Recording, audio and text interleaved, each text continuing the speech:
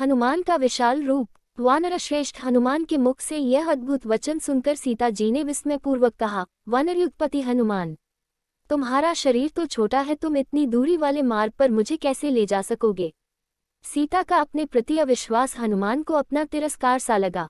फिर उन्होंने सोचा कि मेरी शक्ति और सामर्थ्य से अपरिचित होने के कारण ही ये ऐसा कह रही है, अतः इन्हें यह दिखा देना ही उचित होगा कि मैं अपनी इच्छानुरूप रूप धारण कर सकता हूँ।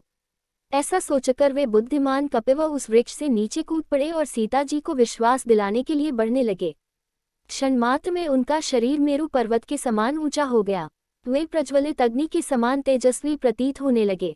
तत्पश्चात पर्वत के समान विशालकाय, तांबे के समान लालमुख तथा वज्र के समान दाढ़ और नख वाले भयानक महाबली वानरवीर हनुमान विदेहनंदिनी से बोले, देवी, मुझ में पर्वत, वन, अट्टालिका, चहारदीवारी और नगर द्वार सहित इस लंकापुरी को रावण के साथ ही उठा ले जाने की शक्ति है। अतः हे विदेहनंदिनी, आपकी आशंका व्यर्थ है। देवी, आप मेरे साथ चलकर लक्ष्मण सहित श्री रघुनाथ जी का शोक दूर कीजिए। हनुमान के आश्चर्यजनक रूप को विस्मय से देखती हुई सीता जी बोली, हे पवनसुत, तुम्हारी शक्ति और सामर्थ्य में अब मुझे किसी प्रकार की शंका नहीं रही है। तुम्हारी गति वायु के समान और तेज अग्नि के समान है, किंतु मैं तुम्हारे प्रस्ताव को स्वीकार करने में असमर्थ हूँ। मैं अपनी इच्छा से अपने पति के अतिरिक्त किसी अन्य पुरुष के शरीर का स्पर्श नहीं कर सकती। मेरे जीवन में मेरे शरीर का स्पर्श केवल एक परपुरुष ने किया है और वह दुष्ट रावण है, जिसने मेरा हरण करते समय मुझे बलात् अपनी गोद में उठा लिया था। उसकी वेदना से मेरा शरीर आज तक जल रहा है। इसका प्रायश्चित तभी होगा जब राघव उस दुष्ट का वध करेंगे। इसी में मेरा प्रतिशोध और उनकी प्रतिष्ठा है। जानकी के मुख से ऐसे युक्तियुक्त वचन सुनकर हनुमान का हृदय गदगद हो गया। वे प्रसन्न होकर बोले, हे देवी, महान सती साध्वियों को शोभा देने वाले ऐसे शब्द आप जैसी परम पतिव्रता विदुषी ही कह सकती हैं। आपकी दशा का वर्णन मैं श्री रामचंद्र जी से विस्तार पूर्वक करूंगा और उन्हें शीघ्र ही लंकापुरी पर आक्रमण करने के लिए प्रेरित करूंगा। अब आप मुझे कोई ऐसी निशानी दे दें जिसे मैं श्री रामचंद्र जी को देकर आपके जीवित होने का विश्वास दिला सकूं और उनके अधीर हृदय को धैर्य बंधा सकूं। हनुमान के कहने पर सीता जी ने अपना चूड़ामणि खोलकर उन्हें देते हुए कहा, यह चूड़ामणि तुम उन्हें दे देना। इसे देखते ही उन्हें मेरे साथ साथ मेरी माताजी और अयोध्यापति महाराज दशरथ का भी स्मरण हो आएगा। वे इसे भली भांति पहचानते हैं। उन्हें मेरा कुशल समाचार देकर लक्ष्मण और वानरराज सुग्रीव को भी मेरी ओर से शुभकामनाएं व्यक्त करना। यहाँ मेरी जो दशा है और मेरे प्रति रावण तथा उसकी क्रूर दासियों का जो व्यवहार है, वह सब तुम अपनी आंखों से देख चुके हो। तुम समस्त विवरण रघुनाथ जी से कह देना। लक्ष्मण से कहना, मैंने तुम्हारे ऊपर अविश्वास करके जो तुम्हें अपने ज्येष्ठ भ्राता के पीछे कटुवचन कहकर भेजा था, उसका मुझे बहुत पश्चाताप है और आज मैं उसी मूर्खता का परिणाम भुगत रही हूँ। पवनसुत, और अधिक मैं क्या कहूँ, तुम स्वयं बुद्धिमान और चतुर हो। जैसा उचित प्रतीत हो वैसा कहना और करना। जानकी के ऐसा कहने पर दोनों हाथ जोड़कर हनुमान उनसे विदा लेकर चल दिए।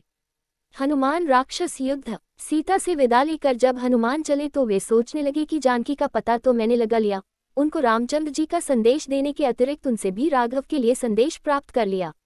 अब शत्रु की शक्ति का भी ज्ञात कर लेना चाहिए। राक्षसों के प्रति साम, दान और भेद नीति अपनाने से लाभ होना नहीं है, अतः मुझे यहाँ दंड नीति अपनाने के लिए अपने पराक्रम का प्रदर्शन करना ही उचित जान पड़ता है।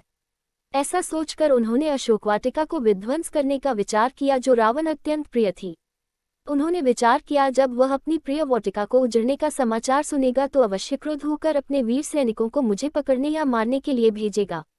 यह विचार आते ही वे वाटिका के सुंदर वृक्षों को तोड़ने तथा उखाड़ने, जलाशयों को मथने और पर्वत शिखरों को चूर चूर करने लगे। थोड़ी ही देर में वाटिका ऐसे जान पड़ने लगी मानो वह दावानल से झुलस गई हो। सुंदर सरोवरों के मणिमय स्फटिक घाटों टूटकर कर मलबे में परिवर्तित हो गए। वाटिका में बनी अट्टालिकाएं भी उनके विध्वंसक हाथों से न बच सकी। इस प्रकार उन्होंने अशोकवाटिका को शोकवाटिका बना दिया। सब पक्षी घोंसलों से निकलकर आकाश में मंडराने लगे। जो राक्षसियां रात भर सीता पर पहरा देते देते सो गई थीं, वे भी अब इस शोर को सुनकर जाग गई और उन्होंने चकित होकर अशोकवाटिका की दुर्दशा को देखा। वे दौड़ी हुई रावण के पास जाकर बोली, हे राजन, अशोकवाटिका में एक भयंकर वानर घुस आया है। उसने सब वृक्षों को तोड़कर तहस नहस कर दिया है।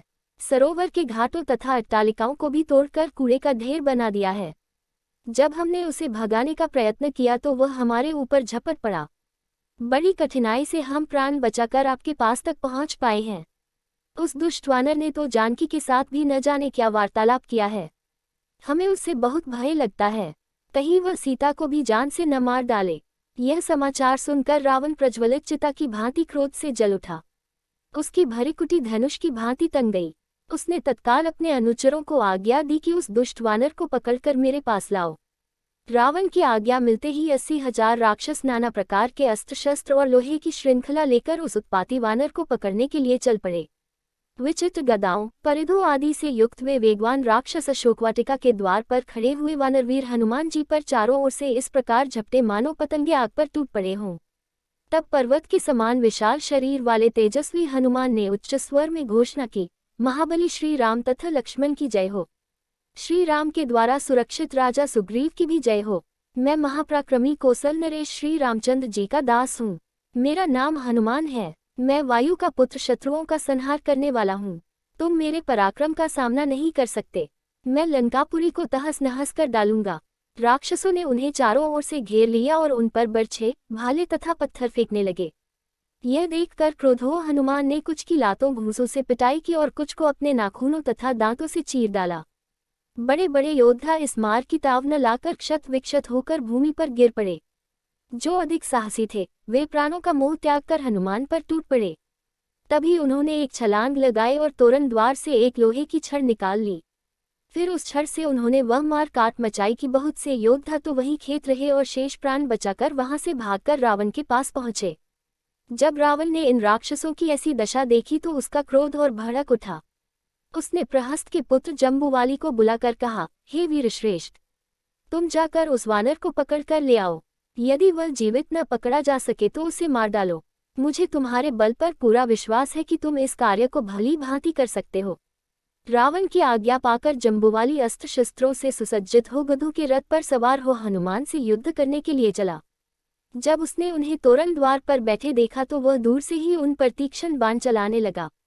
जब कुछ बाण पवनपुत्र के शरीर को छेदने लगे तो उन्होंने पास पड़ी हुई एक पाषाण शिला को उखाड़कर जम्बूवाली की ओर निशाना साध कर फेंका।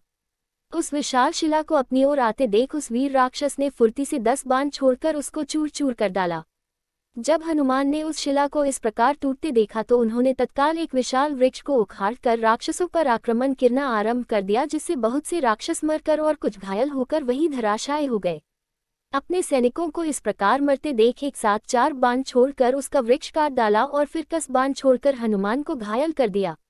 जब हनुमान के शरीर से रक्तधारा प्रवाहित होने लगी तो उन्हें बहुत क्रोध आया और वे एक राक्षस से लोहे का मूसल छीनकर जम्बूवाली पर उससे धड़ाधड़ आक्रमण करने लगे, जिससे उसके घोड़े मर गए, रथ चकनाचूर हो गया और वह स्वयं भी निष्प्राण होकर पृथ्वी पर जा पड़ा।